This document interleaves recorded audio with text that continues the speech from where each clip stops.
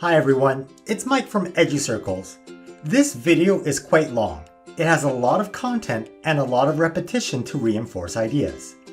Teachers, if you look in the YouTube description, you can find a table of contents with chapters and timestamps to help you break up the lesson into bite-sized chunks and to skip to the sections or examples you need. Here we go.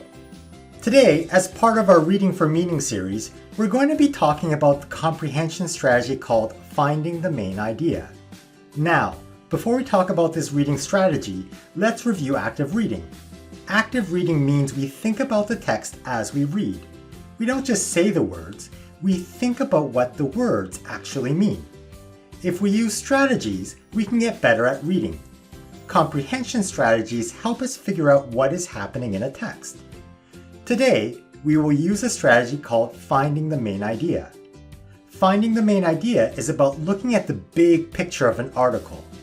We're asking about what general point is the author trying to make. It's not always easy to find the best or biggest main idea.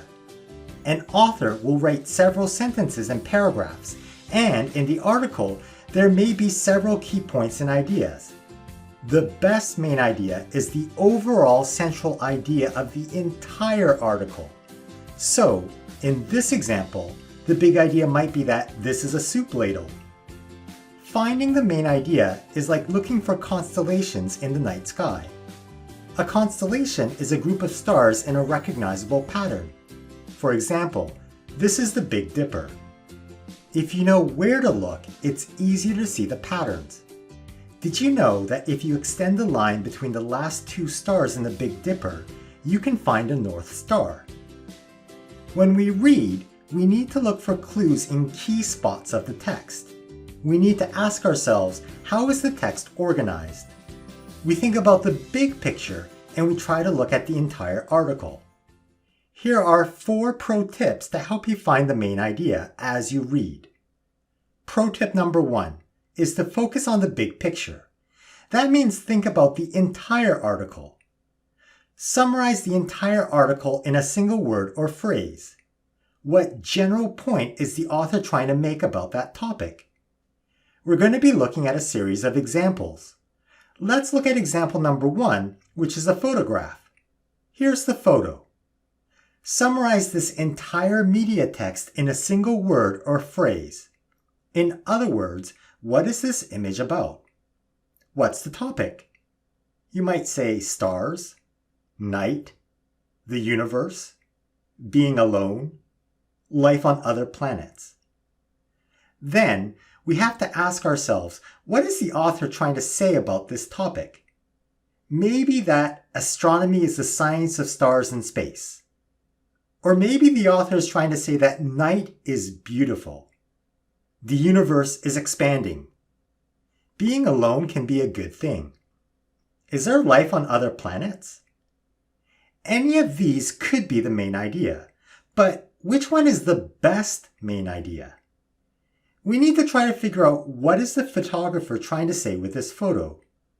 Maybe the message is that night is beautiful, or being alone can be a good thing, or maybe the photographer is trying to capture a sense of wonder about life on other planets. We need more information to figure out which of these might be the best main idea. Maybe there are other clues somewhere else. Let's recap pro tip number 1. Focus on the big picture, which means the entire article. Try to summarize the entire article in a single word or phrase. Ask yourself, what general point is the author trying to make? Here is pro tip number 2, which is to look for clues in key spots. How is the text organized? Is there a title or subtitle? Are there headings or subheadings? Is there an introduction, body paragraphs, a conclusion? Are there review questions? Let's look at example number 2, which is an informational text that has 5 paragraphs. Here's the informational text. Let's zoom in. Lorem Ipsum is a placeholder text that we use in web design. It gives us a sense of layout without having to use actual sentences. Many people just look for meaning in the sentences, but we can find a lot of clues hiding in the text organization. That's why in this lesson, there are fake words in the sentences. It's to help us focus on the text form and structure instead of the words themselves. Pro tip number 2 is about looking for clues in key spots, and our guiding question right now is, how is the text organized? Here's the typical format for most informational texts. You have a title, which gives us a hint about the topic and the general point.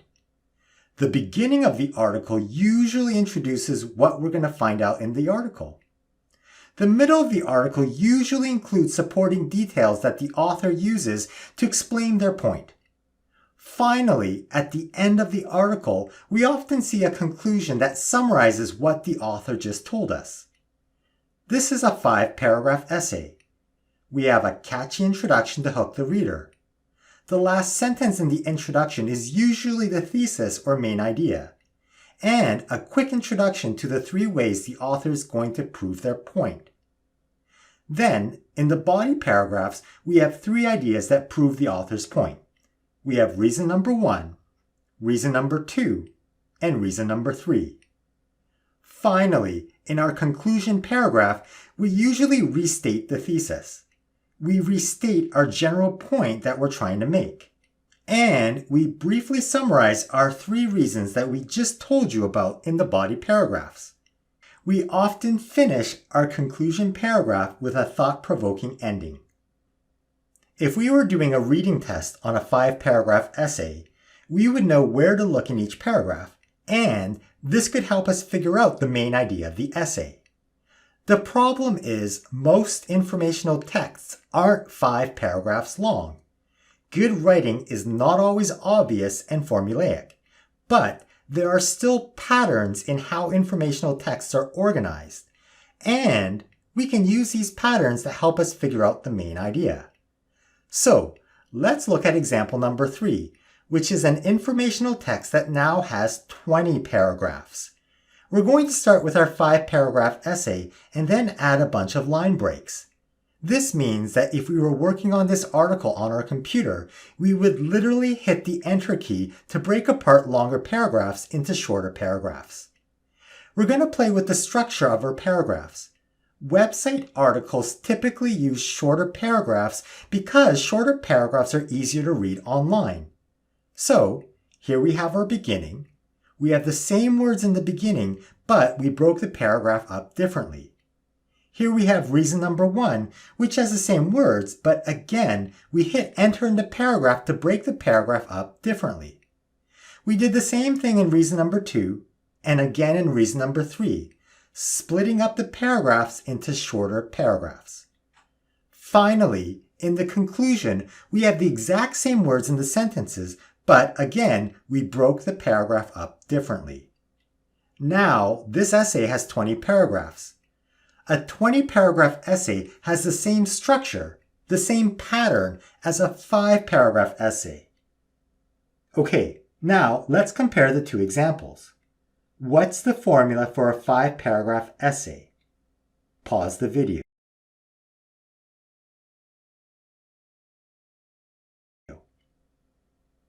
We have a title, where we have the topic or the point of view of the article. We have a catchy introduction to catch the reader's attention. We introduce the main idea of the article. Then we explain reason number 1. This is our first idea supporting what we're trying to say with this article. Then we have another reason to prove our main idea.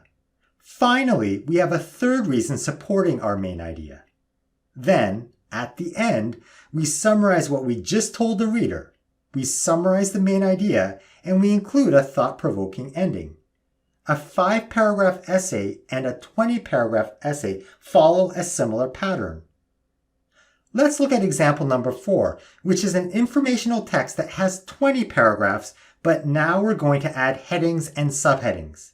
One way to make your article easier to read online, so it's easier to understand, is to use headings and subheadings to organize information. So, for example, in the title area, we might have a title, but we might also add a subtitle to give more insight into what we're trying to say with our article. Then, In our reason number 1 section, maybe we add a heading and a subheading. We can also split paragraphs into bullets to make those sentences easier to read. In reason number 2, we could add a heading here, as well as split paragraphs into bullets again to make those points easier to understand. In the third reason section, we could add a heading and then add multiple subheadings to clarify our ideas and arguments. Finally, in the last part of the article, we could add a heading to signal to the reader that this is our conclusion and we're wrapping things up. This text now looks longer, but it still has the exact same organization. We have a beginning, a middle, and an end. Let's look at example number 5, which is an informational text that has 20 paragraphs, headings, and subheadings, and now we're going to add images. We use images to support what we're saying in the text. So, in the introduction, we might start with a catchy image to hook the reader's attention. In reason number 1, maybe we'll add an image or two with captions to provide more context to the written ideas. We can add another image for the next idea in reason number 2. Then, in reason number 3, we can add some images to enhance the text and make it more interesting to read. In the end, we don't have to make a change. We could add an image if we wanted to, but we don't have to. This text again looks longer, but remember, it's still organized like a 5-paragraph essay with a beginning, middle, and end. Imagine we read this article on a mobile device. It's still the same structure as that 5-paragraph essay that we talked about earlier, even though it looks different. What is the structure of a 5-paragraph essay? Pause the video.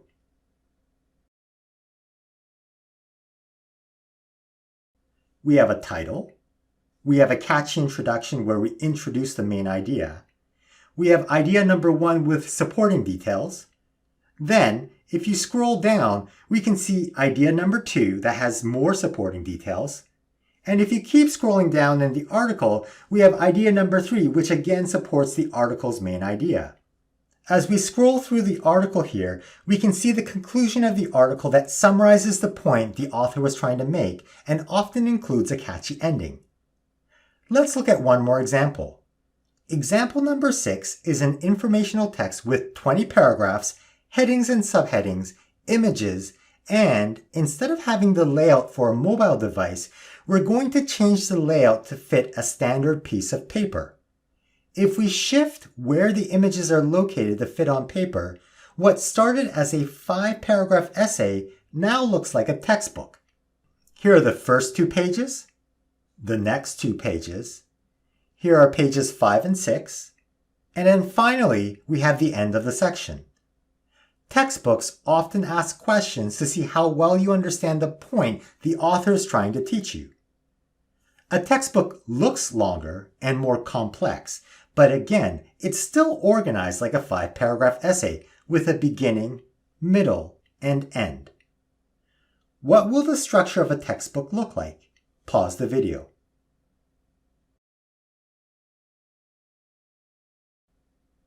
A textbook often has the following pattern. We have the title. We have a catchy introduction that may span several pages. We introduce the main idea of the chapter. Then we explain the first concept to support the point of this chapter. Then we go on to explain a second concept to develop the main idea of this chapter. Finally, we have a third concept to further develop the main idea. At the end of the chapter, we have a chapter conclusion which summarizes what the chapter was about. There is usually a thought-provoking end about the significance of this chapter. In a textbook, we would also have chapter questions for students to test their thinking. So, as you can see, there are patterns in how informational texts are written. It doesn't matter if you're reading a 5-paragraph essay, a 20-paragraph essay, a website article, or a textbook. We can look for clues in key spots. Remember, in a classic 5-paragraph essay, you have 3 body paragraphs, each with 3 supporting details. But, of course, an author could only have 2 reasons to prove their point. Or maybe they have 20 reasons why they think something should happen. Either way, the structure is the same. There's a beginning, middle, and end. Let's recap pro tip number 2. We look for clues to help us figure out the author's points in key spots by asking how the text is organized.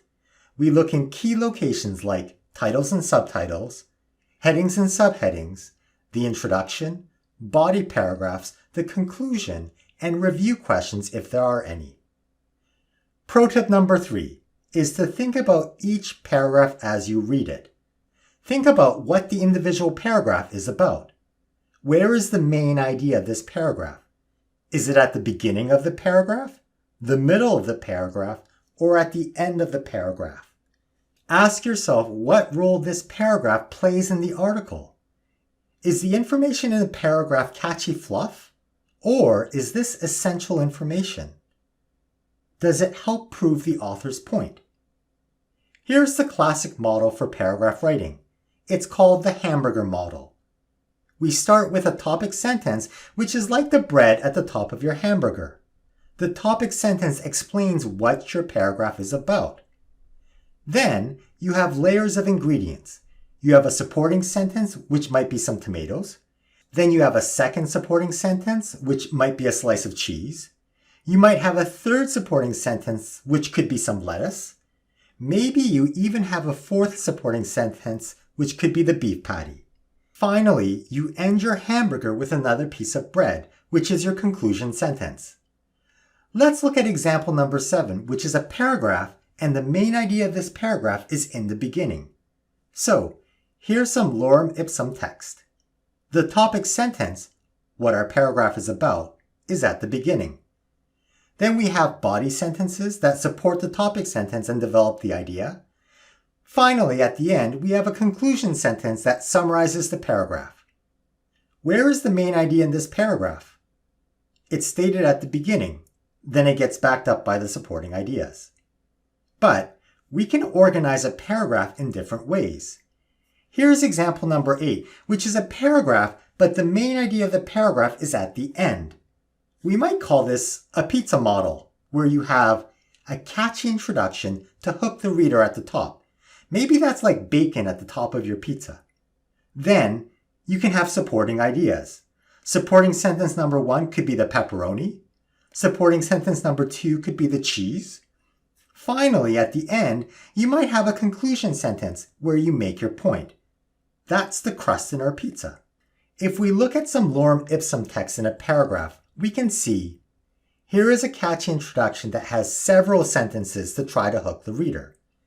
Then we go into supporting sentences that build up to the conclusion sentence where we make our main point. Where's the main idea of this paragraph? It's at the end. In this style of paragraph, we start with a catchy intro.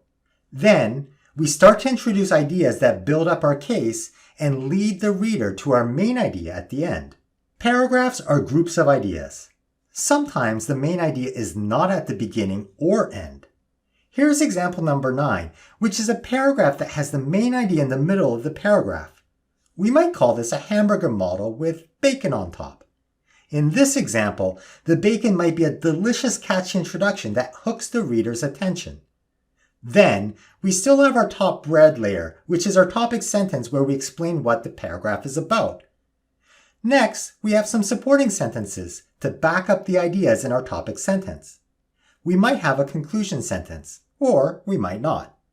Now, if you look at an example of Lorem Ipsum text, we can see, here's the catchy introduction to hook the reader. Then we have our topic sentence, followed by a supporting sentence or two to prove our topic sentence. We don't always have a conclusion sentence, like in the classic Hamburger model. Where is the main idea in this paragraph? It's in the middle. In this style of paragraph, we start with a catchy introduction that leads to the author's point, and then develop that idea with supporting ideas at the end. As we read each paragraph in an article, we're thinking about what the paragraph is trying to say by looking for the main idea in the beginning, middle, or end of the paragraph. We have the hamburger model where the main idea is in the beginning, the hamburger with bacon on top model where the main idea is in the middle, and then we have a pizza model where the main idea is at the end. As you read each paragraph, ask yourself, what role does this paragraph play in the big picture of the article? Is this important and relevant to the point the author's trying to make? Or is this stuff just nice to know? If we think back to example number 3, which was an informational text that has 20 paragraphs, remember it started with a title and then went on to a catchy introduction. Then we saw the main idea, idea number 1, and so on. Here's what the tiny voice in your head might have been thinking if we could understand Lorem Ipsum text. As we read each paragraph, we would be asking ourselves, what is this paragraph about, and what role does this paragraph play in the big picture? We might read the first paragraph, and we might figure out the main ideas at the end of that paragraph. Then we ask, okay, well, what purpose does this paragraph play? We might say that this is probably nice to know information. It's just a catchy hook to grab our attention. Then we read the second paragraph. You might say, well, what is this paragraph about? And then after thinking about it, we might guess the main idea is in the middle of the paragraph.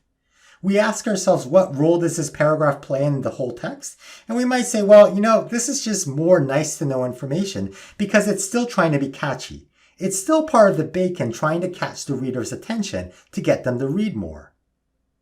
When we read the third paragraph, we're constantly thinking at the back of our mind, what is this paragraph about? And we might think that the main idea is at the beginning of the paragraph here. We might say something like, well, this seems like it's more nice to know information, but it feels like it's building up to something. So I think this is probably still part of the article introduction.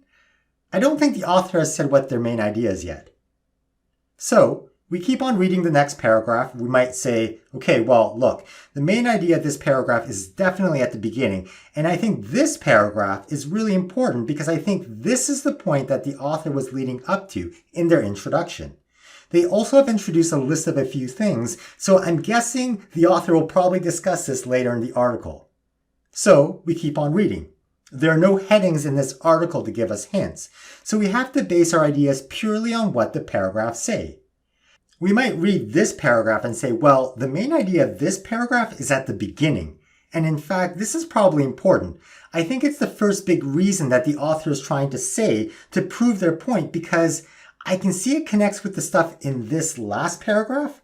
So that last paragraph was probably their thesis, their main idea.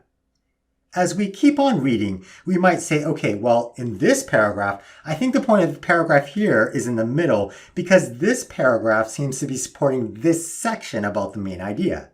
The first part is just a catchy description, but the rest of the paragraph seems like it's actually really important because it's all about the author's first big reason. Let's recap pro tip number 3, which is to think about each paragraph as we read. We ask ourselves, what is this paragraph about? We think about where the main idea of the paragraph is, and we know that the main idea could be at the beginning, middle, or end of a paragraph. We also think about what role this paragraph plays in the big picture of the article. Is it catchy introduction stuff? Or thought-provoking conclusion stuff? Or is it the meat of the article, essential information that develops the author's point? Here's pro tip number 4, which is to find the best main idea. The best main idea has strong support from the entire article, the beginning, middle, and end. The main idea is not always directly stated by the author. We may have to infer what the author is really saying about the topic. Sometimes the whole is greater than the sum of the parts. That means, although you can find important hints in key locations about what the author is trying to say about the topic, if you're only looking at a narrow slice of the article, you might be missing important information. The best main idea has strong support from the entire article, not just one part. Although an author may directly state why they are writing about this topic, the way they write might tell another story. In other words, there may be another unsaid but better main idea that captures the real point of the article. We can infer this based on the examples that the author uses and their word choice. Let's recap pro tip number 4. It's about finding the best main idea which has strong support from the entire article. The main idea is not always directly stated by the author. We may have to infer what the author is really saying about the topic. Okay, practice time. Here is a sample article. What do we do first? And we can do this before we even start reading. What was pro tip number 1? Pause the video. Pro tip number 1 is to remember to focus on the big picture as we read. So even before we even start, we're thinking about how we're trying to summarize the entire article in a single word or phrase. That's the topic. And we're trying to piece together what point the author is trying to make about the topic. That's the main idea. What do we do as we read? What was pro tip number 2? Pause the video.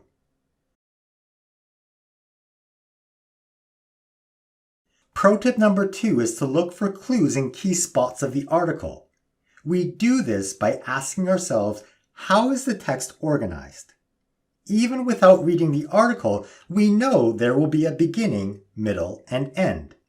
We know at the very beginning there will be a title that gives us a clue. For example, in this case, it says Green Leader, and we have to ask ourselves, what could the topic or the author's point be based on this clue? What do you think? Pause the video.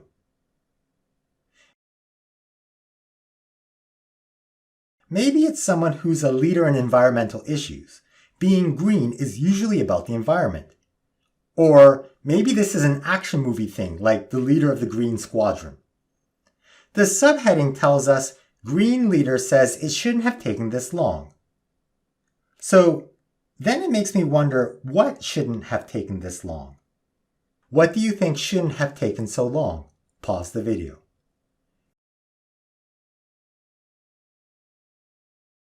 Maybe environmental change is taking too long, but it's finally happened? Maybe standing up for climate change? I'm not sure what should not have taken this long. We're still on pro tip number 2. We're still looking for clues in key spots even before we read the article. At school, sometimes we have to read an article or a textbook and then answer questions. If we look at the questions before we read the article, it can give us a big clue about what to pay attention to as we read. In this case, the questions can give us a clue about what the topic or the author's point might be. The instructions here in the question section say, based on the article and the collaboration mini lesson, how would you answer the following? Right away, I see it says collaboration mini lesson, so I have to make sure that I read that before answering these questions. I notice that there's a third page in the handout package, and the title of that section says collaboration mini lesson. Good to know. If I go back to the chapter questions at the bottom of the article, I see the first question is, why does Annamie Paul become leader of the Green Party of Canada make a difference for some people? So now I think Green Leader, well, okay, so this is about the leader of the Green Party of Canada. Maybe the Green Party is called the Green Party because they care about environmental issues? Maybe the author of this article has an opinion about this new leader? The second question is, do people from different cultures, genders, or lived experiences have very different points of view? When I see words like culture or gender, it makes me wonder if this article is going to be about stereotypes or racism or sexism. Do men and women have different experiences that might lead them to have different points of view? Maybe if I tie it back to that first question, maybe her becoming the leader of the Green Party of Canada has to do with her culture or her gender or something that she has personally lived through. The third question asks if different points of view help collaboration or get in the way. So now I wonder if this article is about people working together or being divided, and if that has to do with people of different cultures or genders. Maybe the topic is diversity, and maybe the article has an opinion about whether this is a good thing or a bad thing. Question number 4. What does diverse leadership mean? What do you think diverse leadership means? How can you tie this information to the other clues? Pause the video.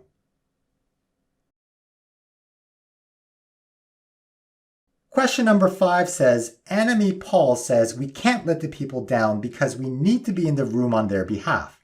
Is she in a position where she can make a real impact? Based on this question, what do you think the article will be about?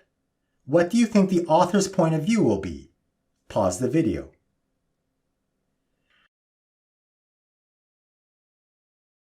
The final question here says the new leader of the Green Party also says having diverse leadership is a huge win for people in Canada every time that it happens. Do you think it's a huge win, a minor win, or not really a win at all? Why do you think that? Again, based on this question and what we've looked at so far, predict what this article might be about in one word or phrase. Then, guess what the author's point of view about that topic will be. Pause the video.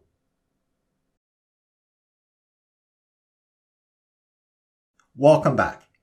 Just by looking at the title and the questions at the end, we already have a sense of what this article might be about. Now, as we read this article, we make sure that we pay attention to the beginning to see if we can find the main idea. There will probably be a catchy introduction, but maybe not. In a hard news article, they get right to the point, and this article might read like a news article. When we read the middle of the article, we're going to look at the examples the author uses to back up their main idea. Finally, at the end, the author will probably restate their main idea. We'll need to look for clues in what they say and how they say it. There will probably be clues to the author's intent in the thought-provoking conclusion. Okay, what do we do next? What was pro tip number 3? Pause the video.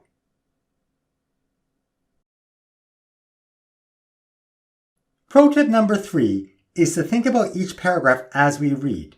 We ask ourselves, what is this paragraph about? Where is the main idea of this paragraph? And then once we know what the main idea is, we have to think about what role this paragraph plays in the big picture.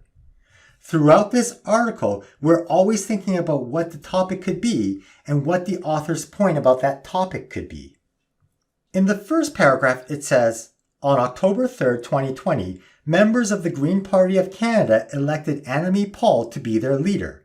She is the first Black person and first Jewish woman to be the leader of any federal political party in Canada. Okay, so what is this paragraph about? Annamie Paul is the new leader of the Green Party. She's making history because she's the first Black person and first Jewish woman to be a federal leader in Canada. Okay, so where is the main idea of this paragraph? It could be at the beginning, middle, or end. Well, let's think about this. Is this paragraph about Annamie Paul getting elected? And a detail to develop that idea is that she's the first Black person and Jewish woman to ever become a federal political party leader in Canada. Or is this paragraph about how Annamie Paul is the first Black person and Jewish woman to become leader of a federal party, and a supporting detail is the Green Party elected her? I think the way it's written, because it starts with an event and then explains why that event is important, I think the main idea is at the beginning. So maybe the topic of this article is about the new Green leader, and that matches the title of the article. Okay, what role does this paragraph play in the big picture? What do you think? Pause the video.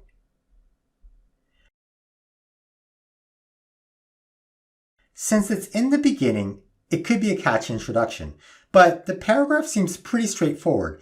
And I know that in some text forms, like a hard news article in a newspaper, you start with the main idea right away. Who, what, when, where, why. So, I'd have to keep on reading, but I'm not sure if this first paragraph is catchy fluff. It might actually be the meat of the article. On the other hand, being the first Black person and first Jewish woman to do something is eye-catching. So maybe that's a catchy hook? I'm not sure yet. I need more information. What could the topic or the author's point be based on this introduction paragraph? What do you think? Pause the video.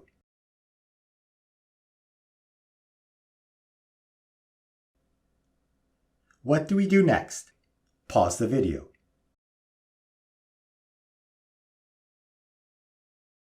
Pro tip number 3. We think about each paragraph. We keep reading and we wonder about what each paragraph is about and where the main idea of that paragraph is. Here's the second paragraph. We need to do better because I shouldn't represent so many firsts in 2020, said Paul during an interview on CBC Radio. By being the first, she will hopefully make it easier for others to follow in her footsteps. Okay, where can we find the main idea in a paragraph? Pause the video.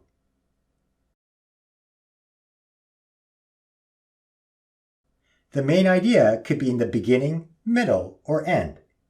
What do you think is the main idea of this paragraph? Pause the video.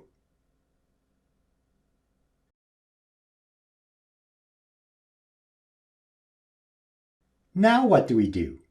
Pause the video.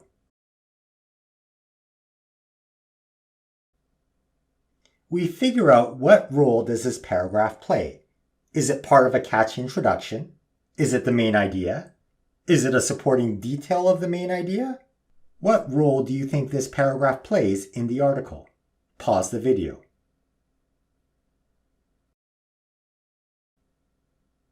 What could the author's point of view be based on this clue? Pause the video.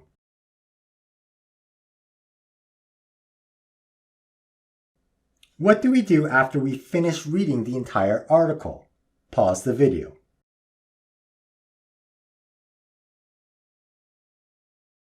Pro tip number 4 is to find the best main idea. How do we know which idea is the best main idea? Pause the video.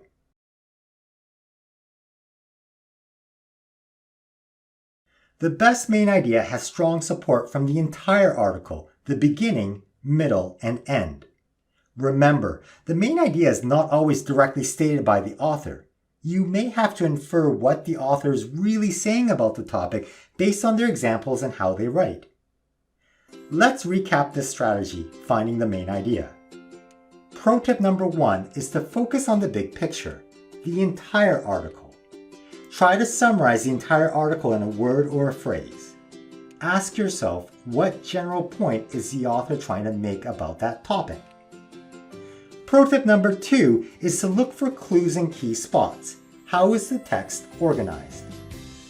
Pro tip number 3 is to think about each paragraph as you read it. Ask yourself, what is this paragraph about? Is the main idea of this paragraph in the beginning, the middle, or the end? What role does this paragraph play? Pro tip number 4 is to find the best main idea.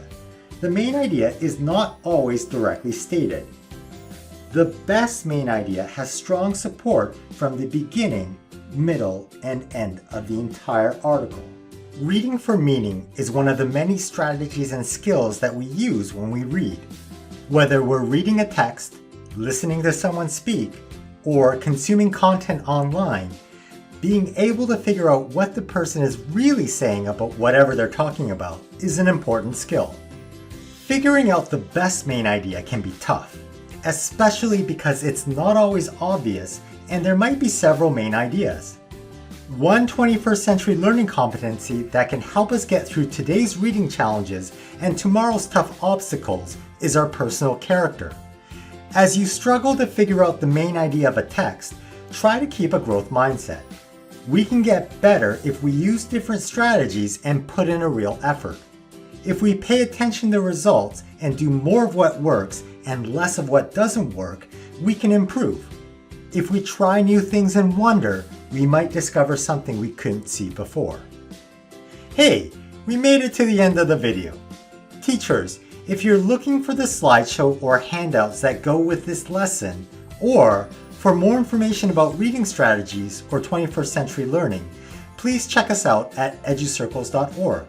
If you like this kind of stuff, please like, subscribe, and share this video with others. We'll see you next time. Bye-bye.